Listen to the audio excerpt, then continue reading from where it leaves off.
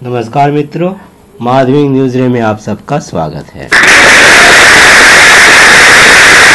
आज हम class 7 model activity task भूगोल और परिवेश पार्ट 3 प्रेजेंटेड बाय माध्यमिक न्यूज रे करेंगे।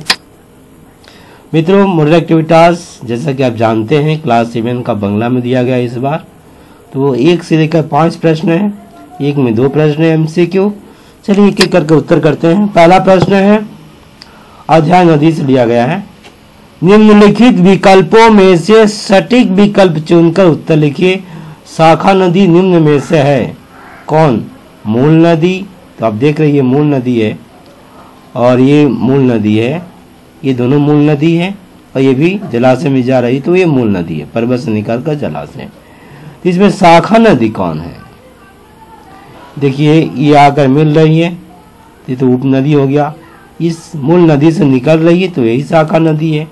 उत्तर हो गया शाखा नदी। आगे बढ़ते हैं। निम्नलिखित या निम्न उल्लेखित भूमि रूप में बेमेल है, आपस में मिल नहीं रहे हैं। कौन? ये अस्वखुराकृति झील आपने देखा है, यह है। जलप्रपात, ये भी जलप्रपात देख लीजिए। संकरी घाटी, ये संकरी घाटी, बेकार की घाटी, और एक कैनियन। अब आप इसमें बताइए कि कौन सा एक जैसा, तीनों में से 3 कौन से एक जैसा है और एक कौन सा अलग है? देखिए पर्वतीय भाग में होता है, ये भी पर्वतीय भाग में, ये भी पर्वतीय भाग में, जबकि ये मैदानी भाग में होता है। तो अस्वखुराकृति झील ऑक्सबो लेक ये अलग हो गया, बेमेल है। ये तीनों को में आपस में मेल है, पर्वतीय दृष्टिकोण से हो गया। आगे, संकरी घाटी और कैनियन में अंतर लिखिए। ये आपका उत्तर यहाँ से मिलेगा, किताब में है, आप देख रहे हैं।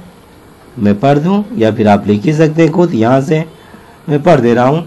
नदी की धारा के साथ बहने वाले ये छोटे बड़े पत्थरों से नदी की तलहटी में घर्षण होता है, जिससे नदी की घाटी और गहरी होती जाती है।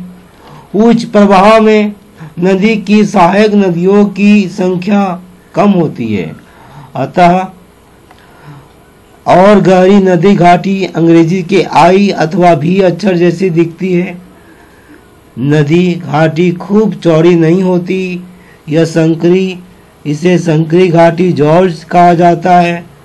कम वर्षा वाले पर्वतीय अंश शुष्क क्षेत्रों में इस तरह के गहरे संकरे घाटियों को कैनियन कहा जाता है। यह है कैनियन का और ये आपका संकरी घाटी का चित्र। आप इन दोनों को बना सकते हैं। आगे बढ़े। नदी की उच्च भाग, मध्य भाग और निम्न भाग के संग मूलतः क्षय, परिवहन, संचय कार्यक्रम से प्रधान रूप से पाया जाता है। क्यों? तो उच्च प्रभाव में आते हैं। पर्वतीय क्षेत्र की भूमि की ढालू और उबड़ खाबड़ होती है। इस नदी की शक्ति भी काफी होती है, अतः इस प्रवाह में नदी का प्रधान कार्य क्षय है। यहाँ से यहाँ तक आप उत्तर बता सकते हैं। आगे, मध्य प्रवाह में, मध्य प्रवाह वाले कम ढालू स्थल पर नदी की गति एवं शक्ति दोनों कम हो जाती है। नदी मुख्यतः वहन और संचय करती है। ये उत्तर हो गया मध्य प्रवाह का। और आखिरी है आपका नदी का निम्न प्रवाह। तो इसमें आपको ये लिख देना है कि इस समय नदी की गति और शक्ति इतनी कम हो जाती है कि क्षय कार्य एकदम बंद हो जाता है। ढोने का सामान्य काम करती है नदी, पर इस समय नदी का मुख्य काम होता है जमा करना। उत्तर पूरा हो गया। अगला है अस्वखुराकृति झील कैसे निर्मित होता है, व्याख्या करें, समझाकर बताएं। ये उत्तर है आपका किताब में दिया हुआ, मैं पढ़ दे रहा हूँ। नदी के नदी के प्रवाह के एक तरफ जल देख रहे हैं का स्रोत अधिक रहता है।